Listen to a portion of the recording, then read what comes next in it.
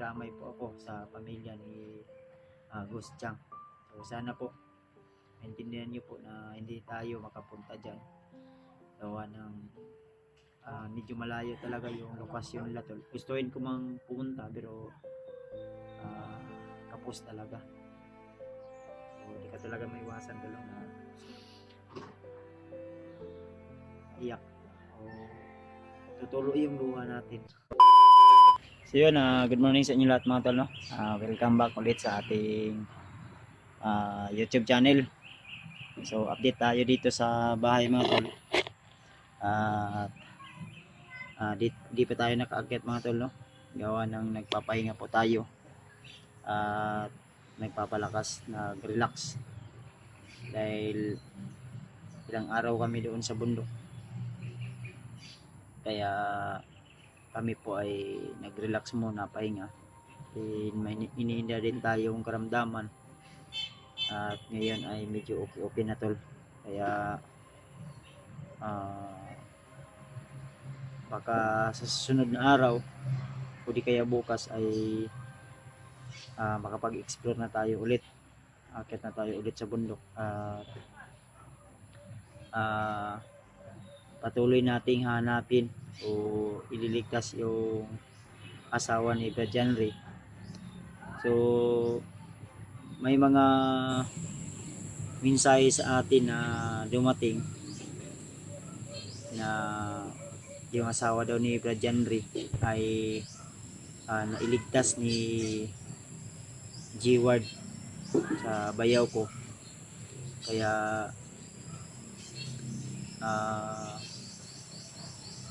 tiningnan ko yung video ni Brad G-Ward. Sa una ay yung una niyang upload sa pagligtas sa babaeng bihag na buntis ay akala ko ay yun yung asawa ni Brad Janry. Kaya inaabangan ko yung, kasi hindi nakikita yung mukha mga tol, kaya inabangan ko yung susunod na upload ng bayaw ko na si G-Ward dahil humingi din siya ng tulong o rescue para mailigtas o maibaba namin yung dala niyang bihag na rescue niya. Kaya inabangan ko yung susunod niya na video. Na-confirm ko doon na hindi po yun yung asawa ni Brad Janry dahil kitang-kita ko po sa video ni Brad Janry nila AJ nung time na yun na kasama pa ng asawa ni Janry yung kanyang anak na biyag ay hindi yun yung asawa ni Brad Janry, no, na naligtas ni iba siguro yun na mga tol. Kaya sa mga nagmi-message sa akin baka yun daw yung asawa ni Brad Janry, so i-confirm ko po sa inyo tol na hindi po yun yung asawa ni Brad Janry. So baka iba yun, kaya agad-agad kaming akyat tol ng bundok. Kung hindi man ngayong araw na ito, baka bukas o sa makalawa, habang ako ay nagpapahinga at nagre-relax upang nagpapagaling dahil may ininda din akong karamdaman. Medyo masama yung pakiramdam ko, kaya ngayon lang din ako nakabalik update sa inyo tol dahil yun nga, medyo masama talaga yung pakiramdam natin, siguro sa pagod na natatamasa natin doon sa bundok dahil sa stress na rin siguro dahil sa mga problema at hindi lang sa problema kundi sa physical nating pangangatawan, dahil minsan talaga hindi natin maiiwasan na magkasakit tayo, dapuan tayo ng karamdaman. Pero ngayon medyo okay na at mamaya na naman siguro ay ihatid ko yung asawa ko dahil may i-process kami na papilis o requirement sa kanyang pag-aaral dahil nagre-review po siya tol para soon nag-take siya ng board exam ay ma-okay na lahat. Wala nang problema dahil may problema po sa kanyang sa aming marriage contract. May po yun, may kunting mali tol ba, imbis na 1996 yung kanyang day birth doon o kanyang pagkatao ay nagiging 1994. So kaya kailangan namin i-process yun dahil kasama po yun sa kanyang requirements sa pag-review niya, sa pag-take niya ng exam sa sa doon sa kanyang eskwelahan. So kaya update namin kayo tol, o update ko kayo sa bahay. Ayan. Asawa ko tol nandyan.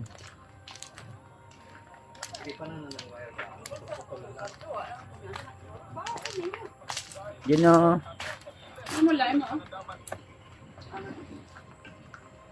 Kain na si Jono mga tolo. Dini pa daw sa long distance yun na. Sino? Huwag mabilis. Papa. Please. Hi. Hi. Sisudan mo long. Tanong siya. Punta na ba Idol. sa sudan yan? Unsay sudan mo? Unsay imong sudan? Ano sudan daw? Hey. Unsay sudan mo long? Agad ha, agad. Wow. Ang dami ng kainana. Hilig siya gano? Pansit. Ikaw niya na kung kamunggay no. Hilig siya ng pansit mga tol. Ayan. Mabulit ako nitin na nga. So si Patrick at si nandun nag-relax, tulog pa. Kaya lang na. Dong, yummy? Yummy? Kiss mama. Kiss mo ma. Sabaan ay mo. Gakos na sa imo ha. Kiss. Oh. Ah, Facebook na nga pati siya nakuha tanawon. Doon kasi nina ito sa hug sunod. Lo. Hug bye. Hug bi. happy na sa tayo gabi kaya nagtapok ko ang family. Pati niya kay ata ay pasikat sa mga yun. Picturean sa to. Oh. Isang tol. So, yun mga tol no. Makain si Joe no. So, sa mga request niya tol na di natin na puntahan. So, na bigyan ng paraan upang tayo ay makarescue sa ibang mga bihag. Pagpasensyahan niyo na tol. I hope na naintindihan niyo po. So baka magtaka kayo kung saan sila Jenry at si Dib. So pansamantala munang sumama si Brad Jenry doon kay Dib upang mag-relax pahinga. Kasama si Jenry at si Dib ngayon at yung kanyang anak ay para din makapunta din si Brad Jenry doon sa kila Dib. At yung plano namin ay doon namin iiwan yung bata. Kasama para doon si si Carlos mga tol no? Kila Jenry sa sa doon sa kila Dib. Kaya abangan nyo lang po yung update nila kung kumusta na sila doon dahil wala tayong update no. Siguro busy din sila, may mga ginagawa din sa doon sa bahay nila Pradip. Kaya abangan nyo na lang po yung update natin no. Dahil para na rin alam natin kung ano po yung kaganapan doon sa kanila. Kaya pagpasensyahan nyo na talaga tol, yung mga request nyo ay di natin talaga mapuntahan. At may nabalitaan din tayo na isa nating dating kasama na si Goose Chang ay nabaril. Hindi natin alam kung ano po yung atraso, pero alam nyo na, lalo na sa ngayong panahon na ito ay talagang mainit tayo sa mga taong inggit at sa mga mata ng kalaban. Kaya di natin talaga alam o di natin talaga maiiwasan na tayo ay hahantingin. So, lalo na pag may mga tao tayong atraso, may mga atraso tayo na di natin talaga maiwasan, no, na may mga taong magtangka sa ating buhay, lalo na sa atin, tol. Kaya sa pamilya ni Gus Chang, hindi ko man yan siya lubusang kilala talaga, o hindi ko man talaga siya nakasama sa mga exploration, pero bilang isang hunter o bilang isang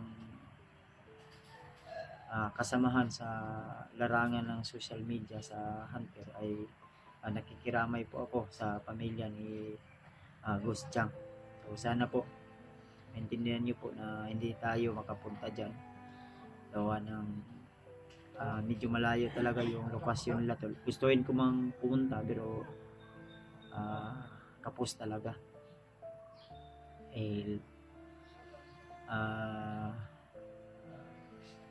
malayo at kailangan natin ng gasolina at allowance papunta doon. So di ka talaga maiwasan, tol, na maiyak o tutulo yung luha natin. Siguro masakit sa akin talaga, tol, na nawalan tayo ng mga kasamahan, no, sa larangan ng social media. Kaya tuloy lang tayo kung ano man yung mga nasilimulan natin, ano man yung mga patutunguhan ng ating pag-explore sa bundok, kung ano man yung kahantungan nito, ay patuloy lang tayo. Masasabi ko lang na tuloy lang tayo kung ano po yung mga goal natin sa buhay. Focus lang tayo at hayaan natin yung mga tao inggit sa atin. Maraming inggit sa katawan, kagaya sa akin, maraming naiinggit sa akin, ang lalo na dati ko pang kasamahan na hindi ko man ngayon mamimension, pero balang araw malalaman nyo rin kung sino po yung tinutukoy ko. Dahil hindi lang po isa, dalawa, tatlo, kundi marami po yan sila na naiinggit sa atin, no? Tinulungan natin. Ngayon na kaya niya ng kaya niya ng dumiskarte kung paano ng exploration, mga diskarte sa pag-explore. Kaya wala tayong magagawa kundi yung nasa taas na lang yung bahala kung tatanaw pa ba siya ng utang na loob sa atin. Kaya tuloy lang tayo. Ay may mga ganung bagay talaga na hindi natin maiiwasan. Kaya sa lahat ng mga kasamahan natin dyan, lalo na yung mga mini-mention natin, lalo na kay Larry Mark, yan, kasamahan natin yan. Dahil konti na lang yung mga kasamahan natin sa ngayon na kaya pa nating masakop. So sila Remark, Brad G-Ward, yung bayaw natin, medyo malayo na din sa atin yan, pero kasama pa rin namin yan, si G-Ward. Pero wala lang coordination, pero siyempre bayaw natin, kasama pa rin natin yan, tol. Kaya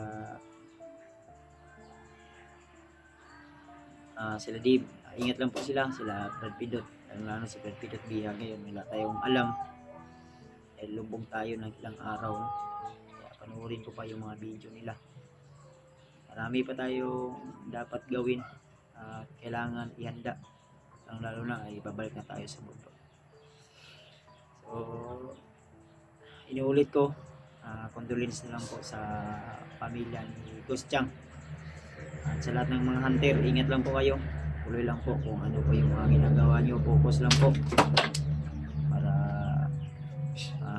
darating yung panahon na yung goals natin sa buhay ay maano natin, makakamit natin.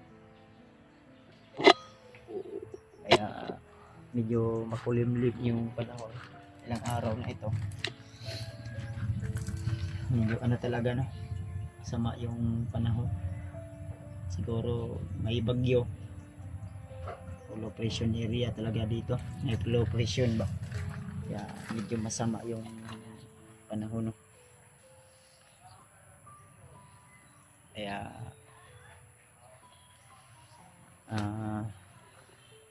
i-update ko na lang po kayo, tol, sa mga susunod nating video. Abangan nyo lang po yung mga ano. So pakisabi na lang po nila Remart, nila Julio, nila Adib at Jenry, maganda na po sila upang sa ganun ay makapag-akyat na kami ng bundok, dahil nabalitaan ko rin noon na bumaba sila Remart. So baka sabay-sabay po kami akyat sa bundok upang makapagbigay din ng alay kay Lolo Ambo. So magbibigay tayo ng alay kay Lolo Ambo, mga tol, bilang salamat at bilang ano na rin sa kanya, bilang pagre-respeto o talagang salamat sa kanya dahil sa kanyang palaging paggabay sa amin, sa aming team, no? Sa Team Pogi. So yung balita ka Alpha pala, siguro nandun lang yun sa bahay, nagpapahinga at nag-relax. Sa mga nagtatanong kung nasaan na si Alpha, kabilang pa ba sa Team Pogi. So wala namang problema, huminto lang muna sa pag-explore si Alpha, siguro sa mga problema o may importante pa siyang mga ginagawa o nagpapagaling pa. Kaya abang-abang na lang po kayo, baka makagala tayo dun sa kanya, mag-update tayo, tol. So see you the next video na lang po sa ating lahat, at maraming salamat, tol, sa lahat ng umabot hanggang dito sa dulo ng ating video. Thank you so much po. Lagi nyo lang tandaan na mahal na mahal ko po kayo. Yung mga sinabi ko, tol, na hindi tayo magbabago, stay humble pa rin tayo, nakaapak pa rin tayo sa lupa. Kahit gaano man karami yung pagsubok o problema, o ano man yung dumating sa akin ng mga blessing, o nag-uumapaw man yung blessing, ay stay humble pa rin tayo. Hindi tayo tutulad ng iba na ano lang ng pera konti, ay parang kung sino yung master. Kaya tuloy lang tayo at huwag tayong kumpiyansa sa mga taong akala natin talaga ay mabait dahil naka-on yung camera, pero yung totoong ugali ay ugaling bandido o demonyo talaga, no? Kaya yun lang po yung paalala ko, mag-ingat tayo sa mga taong mga nakasaluma na nakakausap natin, nakasalamuhan natin, akala natin ay totoo. Kaya shoutout na lang po sa iyo, sa inyong lahat. God bless po. I love you all. Mahal na mahal ko po kayo. See you the next video, mga tol. Inulit ko, God bless sa ating lahat. Lagi nyo pong tandaan na mahal na mahal ko po kayo. Mag-ingat po kayo kung ano man yung mga ginagawa nyo ngayon sa inyong bahay dyan o sa trabaho. Sa mga minamahal nating silent viewers, huwag po kayong mahiyang mag-share, mag-comment o mag-like sa ating video, lalo na sa mga bata nating mga supporters dyan, mga minamahal nating taga-suporta. So love you all. God bless sa ating lahat. Bye bye na po.